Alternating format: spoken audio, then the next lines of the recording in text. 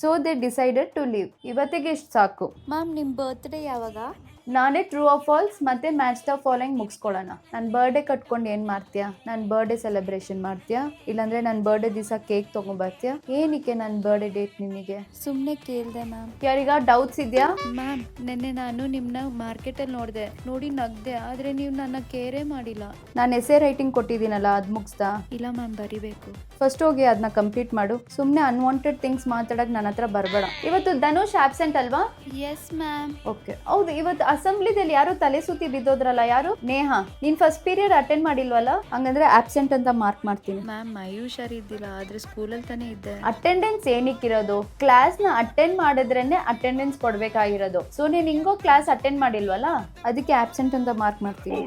ಯಾರು ಮಾತಾಡಬೇಡಿ, ಸೈಲೆಂಟ್ ಆಗಿ ಕುತ್ಕೊಳ್ಳಿ. ಬೆಲ್ ರಿಂಗ್ ಆಯ್ತು. Ma'am you look beautiful. Okay students, thank you, bye.